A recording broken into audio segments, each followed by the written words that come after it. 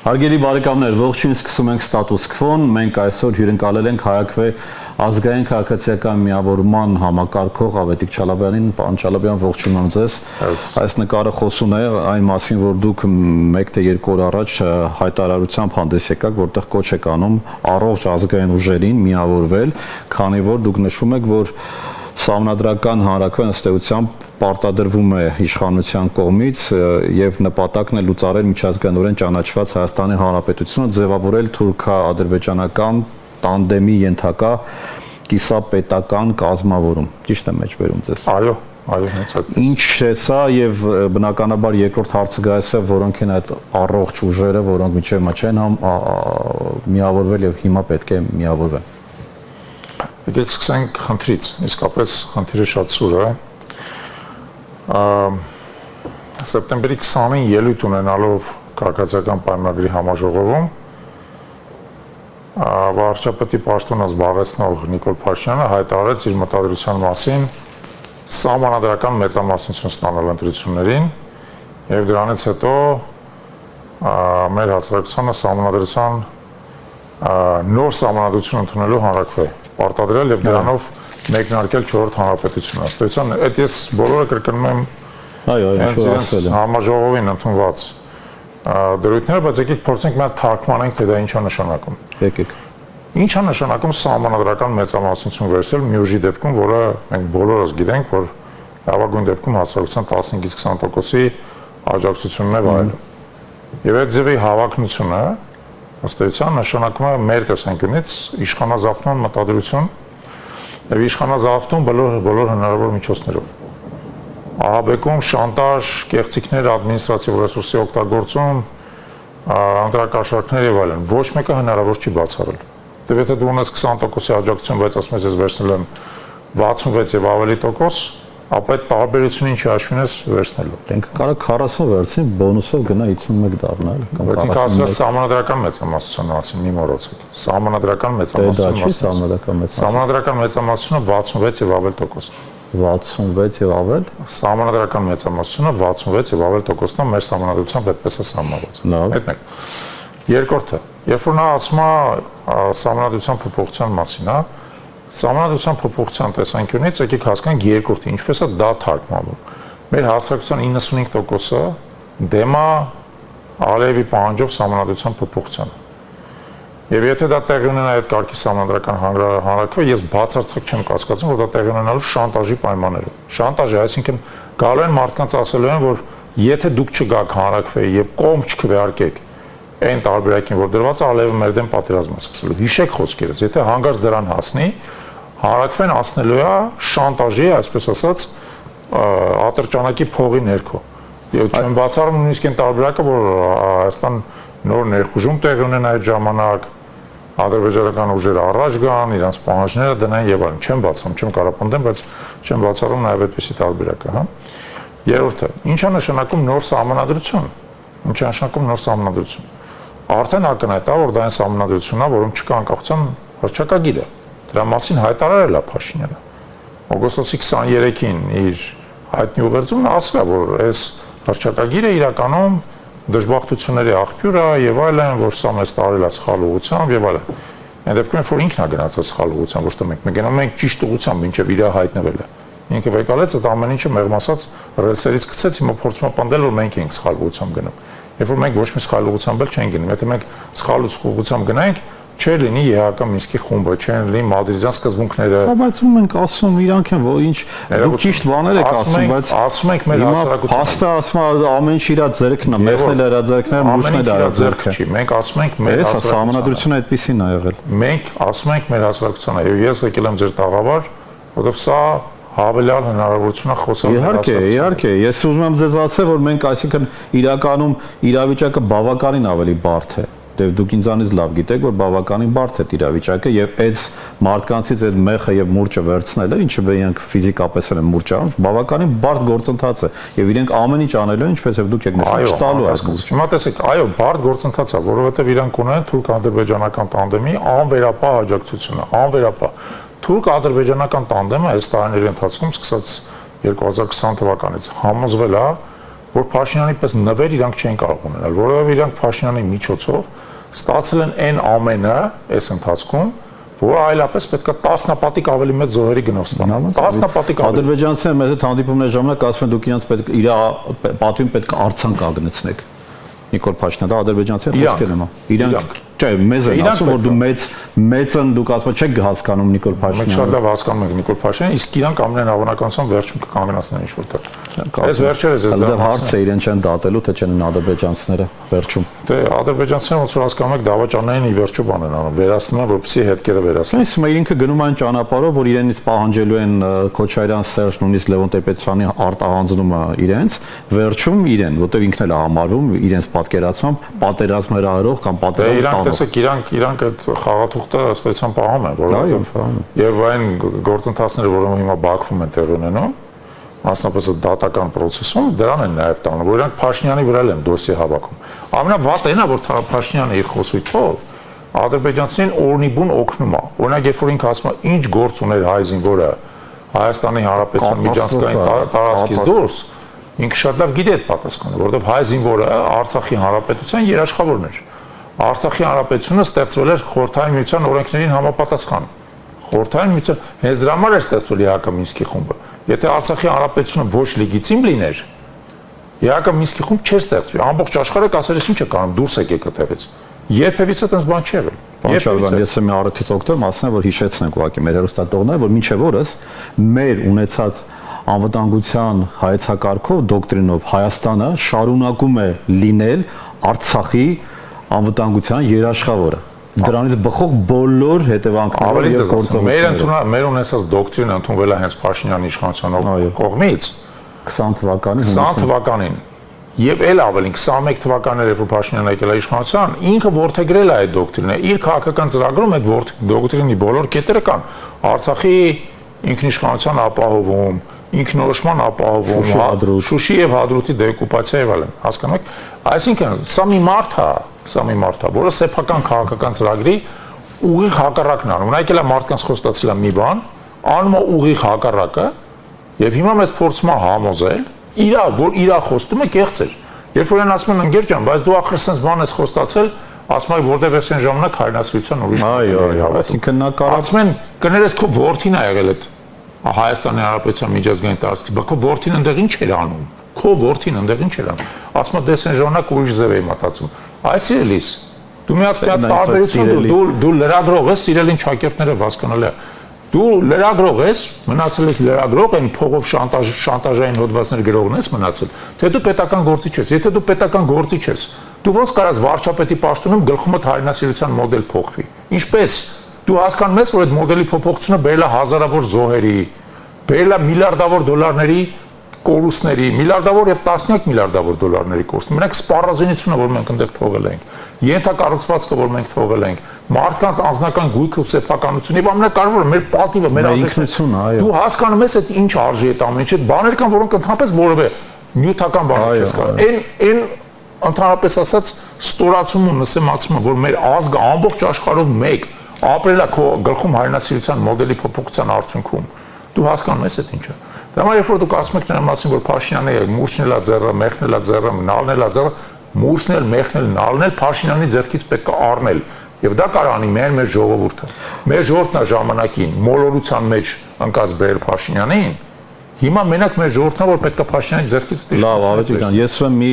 ամենադժվար հարց տալ ես, կամ հարցերից մեկը, որ ինչպես ոչ մի ասել հեշտ չի, բայց փորձեմ դրանց հերթով որ հարցն է,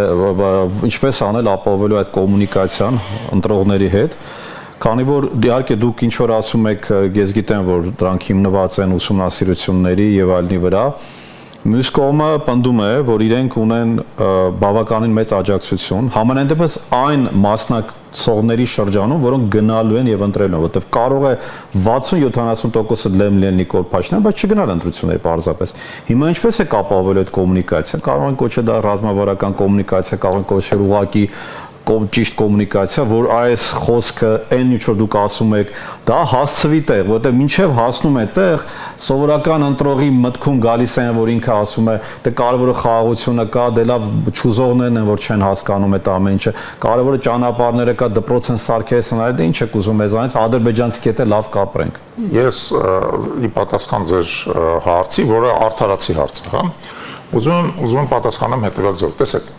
նախ պետք չի մտածել, որ բոլոր ընտրողները նույն կերպ են մտածում։ Ես պարբերաբար կրկնում եմ այդ միտքը, մեր հասարակությունը միատարր չի։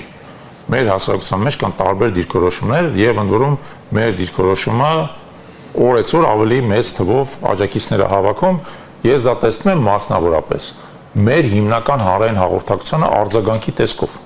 Թե մարդիկ ինչպես են պատասխանում, ինչ նամակներ ենք մենք ստանում, մեր տարբեր գրառումների տակ ինչ կոմենտներ ենք ստանում եւ այլն։ Դրանց թիվը աճում է։ Անդրում շատ արագ աճում։ Ես սեպտեմբեր ամսվա սկզբից ես տեսնում եմ պարզապես ուղղակի ալիքա ուղղակի բարձրացել։ Իսկապես ալիքա բարձրացել։ Մարդկանց մեծ մասը իրականում չեն հավատում Փաշինյանի խոստումներին։ Չեն հավատում, որովհետեւ նա տեսնում են 7 տարի պաթոլոգիկ սուտասանի գործունեություն, որը անընդհատ խափում է։ Անընդհատ ամեն քայլափոխին, ամեն շրջադարձին խափում է, եւ ոչ միայն մեր ժողովրդին է խափում։ Խափում է միջազգային գործընկերներին, գնում է միտեղ մի բան ասում, ուրիշտեղ ուրիշ բան ասում։ Գալիս աստեղ ասում է մենք ճանապարհ ենք տալի, երբ որ Ալիևը անընդհատ խոսում է Միչանսկի մասին, տարածորեն 3 է դրա մասին խոսացել Միացյալ Ազգերի կազմակերպության գլխավոր անսամբլեա։ Տարածորեն 3 է դրա մասին խոսացել։ Այդ ոնց է հա որ դուք երկուսով հետ գնում եք Տրամպի մոտ, մեկը հասկանում եք որ ճանապարհ եք տվել, մյուսը հասկանում է որ Միչանսկ է ստացել։ Այդ ոնց է այդպես ստացվում։ Հասկանալի է, չէ՞ որ իրականում անընդհատ մենք ապրում ենք այդ կեղծիքի պայմաններում, բայց ամենակարևորը հետևելն է, որի մեջ ես համոզվել եմ, հա, եւ այս նկարը նաեւ դրա ապացույցն է, ոնց որ տեսնում եք, այս նկարում ես մենակ չեմ։ Այս նկարում 50 մարդ է կանգնած։ Եվ հետո լինելու է 500, 5000, 50 եւ 500,000։ Դրա հիմնական ճանապարհը մարդկանց հետ խոսելն է։ Մարդկանց հետ խոսելն է։ Մենք անընդհատ պետք է մարդկանց հետ խոսենք, մարդկանց հետ բացատրենք։ Մենք պետք է հասկանանք, որ իսկապես մենք կենաց մահու ընտրության առաջ ենք կանգնած։ Կենաց մահու ընտրությունը կաբինետներից, բազմոտներից, խելոք խոսելով իրար մեջ չի ստացվելու։ Դու պետք է գնաս մարդու առաջ, շիտակ, բաց ճակատով իր բոլոր հարցերին պատասխանես։ Ու ինչքան շատ մարդու առաջ գտնվես, այնքան լավ, ու ինչքան շատ մարդ լինի, որը այսպես է մտածում, որ պատրաստ է գնալ ցանկացած Հայաստանի Հանրապետության քաղաքացու, հարուստ, աղքատ, տարիքով, երիտասարդ, աշխատող, գործազուրկ, թոշակառու, բոլորի հետ պետք է խոսել։ Ուրիշ ձև չկա, մենք պետք է գնալու եք մարզեր, գնալու եք գնալու եք, մենք անընդհատ գնում ենք։ Անընդհատ։ Բայց սա արդեն ինչ որ նախընտրական տրամաբանության մեջ է, Ավետիք ջան, դուք մասնակցելու եք ընտրություններին եւ թե դեռ չեք մասնակցել, բայց կարևոր բան եք անում։ Տեսեք, ես սա չեմ համարում ընտրություններ դասական քաղաքական իմաստով։ Սա մեր ապագայի ընտրությունն է։ Մենք իմ տեսանկյունից կամ կարողանանք նորից վերադառնալ ազգային պետություն լինելու ուղեգծին, որի մենք հիմա չենք։ Կամ ինչպես արդեն ասել ենք, մենք կդառնանք ուրիշի, օտարի, իրական թշնամու, պարտադրանքի տակ ապրող կամակատարների հավաքածու։ Ավետիք ջան, այդ ընտրությունը այնքան բան է, հասկանում եք, այնքան սուր է, որ անկեղծ ես ասեմ, էլի, այդ ընտրությունը այնքան սուր է, որ իմ կյանքից էլ թանկ է։ Իմ համար իմ կյանքից էլ թանկ է։ Եթե պետք է որ ես իմ կյանքը զոհեմ, այդ ընտրությունը ճիշտ ուղղությամբ գնա, ես իմ կյանքս էլ կզոհեմ։ Մի փոքր ձեզ սադրեմ, էլի, ասեմ, որտեղ թե չկարող։ Մի սադրեք, ինձ ուղղակի հարցեր։ Չէ, սադրել են իմաստով, որտեղ ինքը իրականում բանն է, էլի բարդ է։ Իրական ես էլ եմ համաձայն, որ ընտրողները տարբեր են եւ ամեն մեկը այդպես նույն ձևով չեն մտածում, բայց սա կա մի որոշակի խնդիր, ինչպես որ դուք ասեք, այդ լավ բան օգտագործեցիք հայրենասիրության մոդել։ Հիմա մարդկանց ուղեղը տարբեր ձևով է մտածում այս հարցի շուրջ։ Ոմանք ձեզ հետ համաձայն են, իրենք օրինակ այս հարցազրույցը լսելու են, ողջևորվելու են, լայքելու են, իրենք համարելու են, որ դուք շատ կարևոր բան եք։ Մեկ ուրիշներ ընդհանրապես չեն նայելու եւ համարելու են, որ դուք ուղակի, դուք, ես, բոլորս, մենք ընդհանրապես չենք ուզում տեսնել այդ խաղաղությունը, որքան մենք բացատրենք, բայց որն է այդ խաղաղությունը, միևնույն է ինքը իր մոդելը չի փոխել։ Մենք ոնց փոխենք այդ մարդկանց գլխի մեջ եղած այդ մոդելը, որ ինքը սկսի մի վարքյան այդ միտքը աշխատացնել, պարտադիր չի համաձայնել 100%, բայց սկսի մտածել գոնե։ Եկեք փորձենք պրագմատիկ լինենք, էլի ձեր հարցը ունի շատ պրագմատիկ պատասխան։ Տեսեք, մարդիկ բոլորը տարբեր են։ Հայաստանի Հանրապետությունում կա գրանցված մոտավորապես 2.6 միլիոն ընտրող, դրանց մոտավորապես 2-ից մի քիչ ավել է ապրում Հայաստանի տարածքում, մնացածները դուրս են ապրում։ Եթե ենթադրենք, որ կա մոտավորապես 2 միլիոն ընտրող, 2 միլիոն մարդ, 2 միլիոն կարծիք, 2 միլիոն մտածելակերպ, համասար չեն մարդիկ։ Պետք չի փորձել բոլորի համար նույն պատասխան տալ։ Բայց եկեք հետևյալ տրամաբանություն ունենք։ Տեսեք սպեկտր կա մարդկանց, սպեկտր։ Սպեկտրի մի ծայրում են մարդիկ են, որոնց ոչ մի բան պետք չի բացատրել, իրանք ամեն ինչ հրաշալի հասկանում են մերպես։ Սպեկտրի մյուս ծայրում գտնվում են մարդիկ, որոնց էլի ոչ մի բան պետք չի բացատրել, որովհետև իրանք Փաշինյանի հետ կապված ունեն շատ ընդգծված նյութական, կարիերային եւ այլ բնույթի շահեր։ Այդ շահերն են դոմինանտ իրանց համար, այդ շահերով է պայմանավորված իրանց գործունեությունը։ Մենք այս վերջերս սոցիոլոգիական հարցման արդյունքում եկել ենք պարադոքսալ հետևության։ Գիտեք որն է պարադոքսալ հետևություն։ Փաշինյանի ամենահզոր աջակցության խումբը այդ են մարդիկ են, որոնք իրենց նկարագրել են որպես բարձր կենսամակարդակի մարդիկ։ 4 խումբ ունենք, ցածր կենսամակարդակի, միջինից ցածր, միջինից բարձր եւ բարձր կենսամակարդակի։ Բարձր կենսամակարդակի մեջ սեփական նկարագրությամբ հայտնվել է հասարակության ընդամենը 5%-ը։ Այնտեղ Փաշինյանի աջակցությունը ոչ թե ավելի բարձր է, քան մնացածն, անհամեմատ ավելի բարձր է։ Այսինքն Փաշինյանի աջակցությունը, եթե նախկինում Փաշինյանը եկել էր հասարակության համատաբար ընչազուրկ խավերի աջակցությամբ, հիմա իր աջակցությունը այդ են մարդիկ են, որոնք տեղավորվել են Փաշինյանի ռեժիմի պայմաններում։ Այսինքն չեն ուզում փոխի ոչ մի բան։ Որոնք չեն ուզում փոխի, որտեղ իրանք փող են աշխատում, պաշտոն ունեն, կապեր ունեն, բռնագանձված գույք են ջրի գնով ձեռք բերում եւ այլն եւ այլն։ Այդ են, իդեպ մի զարմացեք, ախր պետք է հաշվ առնել հետեւյալը։ Օրինակ իրավապահ մարմիններում կլինի դա դատախազություն, քննչական եւ այլն։ Վարչատրությունը այս ընթացքում 3-ից 5 անգամ բարձրացել է։ Ես ու դուք 3-ից 5 անգամ լավ չենք ապրում։ Իրանց վարչատրությունը 3-ից 5 անգամ Փաշինյանը շատ լավ հասկացել է, թե ինչպես է պետք կոռումպացնել ռեժիմը, որպեսզի ռեժիմը դառնա բացարձակ իրանից կրճատում է ռազմական բյուջեն, այդ գումարները տալիս են։ Հիմա տեսեք, օրինակ այդ էլ շատ կարևոր բան եք ասում, չէ՞։ Մենք գիտենք հիմա նոր պետական բյուջեն, որ եկել է, մոտավորապես 7-ից 8% ընդհանուր պետական ծախսերը աճում են, բայց պաշտպանական բյուջեն 16%-ով նվազում է։ Այն պայմաններում, երբ որ Ադրբեջանը 4%-ով աճում է։ Հիմա հարց եմ տալի։ Խաղաղության պայմանագիր մենք չունենք։ Ադրբեջանական զորքերը գտնվում են մեր տարածքում անընդհատ սպառնալիք են։ Անընդհատ։ Փաշինյանը մեզ անընդհատ սպառնում է նոր պատերազմով, ասում է պատերազմ։ Բայց կոմից է ասում, որ մենք ավելի անվտանգ ենք, քան երբևէ եղել ենք։ Եվ այդ դեպքում Ադրբեջանը անընդհատ խոսում է նրա մասին, որ իր ռազմական ծախսերը պետք է շարունակեն աճել, որովհետև Հայաստանը շարունակում է վտանգ ներկայացնել։ Այդ պայմաններում ինչպես է հնարավոր 16%-ով պակասացնել ռազմական ծախսերը, պակասացնել ժամկետային ծառայության տևողությունը եւ դա նույնիսկ չլրացնել, ասեմ ձեզ, նույնիսկ չլրացնել ինքը դա վաճառում է Ադրբեջանին, որպես տեսեք, այլևս Հայաստանը ձեզ համար վտանգ չի։ Մենք ձեզ հետ չենք ուզում պատերազմել, կրճատում ենք սա, հանում ենք արանքից բոլոր ռևանշիստներին, ես եմ դրանց մտնում, դուք մենք բոլորս ռևանշիստ ենք, եթե մենք ուզում ենք տեսնել ուժեղ Հայաստան, ուժեղ պետություն, ոչ թե խոսքերով, այլ գործով։ Հետևաբար ինքը դա ծախելու է, սա փոխված համանդություն, որի մեջից հանվելու է բնականաբար առաջին հերթին անկախության հռչակագրի հետ կապը։ Եթե կարողանա փոխել։ Դե հա, եթե, այսինքն դա է ինքը համոզել, որ սպասեք, մենք մինչև հանենք, տեսնենք, ընտրվենք եւ գանք փոխենք այդ ամեն ինչը, ի՞նչ եք ուզում մեզ։ Հիմա ձեզ հասնեմ, տեսեք։ Հայոց ցեղասպանության ողբերգական փորձը ցույց է տվել հետևյալը։ Ամենամեծ կորուստները մենք ունեցել ենք Արևմտյան Հայաստանի այն տարածաշրջաններում, որոնք չեն դիմադրել։ Ինչպես օրինակ Մուշը կամ Սեբաստիան։ Եվ ընդհակառակը Մուսալերը օրինակ եղել կորուստները համատաբար մենք ունեցել ենք մոտ 15 դիմադրության օջախ։ 15 դիմադրության օջախ։ Մուսալերի մասն եք ասում, բայց Շապին Գարայեսարում ա եղել դիմադրություն, Սասունում ա եղել դիմադրություն, Վանում ա եղել դիմադրություն։ Բոլոր վայրերում, որտեղ եղել է դիմադրություն, կազմակերպված դիմադրություն։ Շատ ավելի մեծ տոկոսով բնակչություն կարողացել է կենթանի մնա, հետագայում գաղթի Արևելյան Հայաստան կամ գաղթի օրինակ Սիրիայի տարածք եւ այլն եւ կենթանի մնա։ Այնտեղ որտեղ դիմադրություն չի եղել, հայ ժողովուրդը համատարած կոտորվել է։ Հիմա Փաշինյանի դոկտրինը հետեւելն է, եթե մենք չդիմադրենք եւ անշարժ լինենք, հա, չդիմադրենք եւ անշարժ լինենք, ուրեմն մենք կփրկվենք։ Ես ուզում եմ ասեմ եւ ձեզ եւ Փաշինյանին հարց տամ։ Այդ այն էր ինչ որ տեղի ունեցավ Սիրիայում։ Մեր աչքի առաջ անցած տարի, երբ որ սիրիական զորքը չդիմադրեց, ասած դե չեն կարա դու դիմադրել։ Ասում Ալիևին մի համատեք։ Չդիմադրենք ու վերջ։ Եվ ինչ տեղի ունեցավ։ Մտավ թուրքական զորքը Սիրիա կամ թուրքական պրոքսիները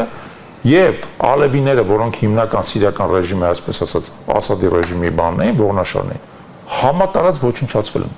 կոտորվել են ոչխարի պես։ Տեսել եք այդ կադրերը, չէ՞, տեսել եք այդ։ Այո, դա շարունակվում է մարդկանց ոչխարի պես կոտորել։ Ավետի ջան, մեր ժամանակը ցավոք քանի որ շատ արագ է անցնում, որովհետև շատ կարևոր ու հետաքրքիր զրույց է։ Ես ուզում եմ անդրադառնալ ձեր երկրորդ մասին, այդ միավորման հետ կապված, որը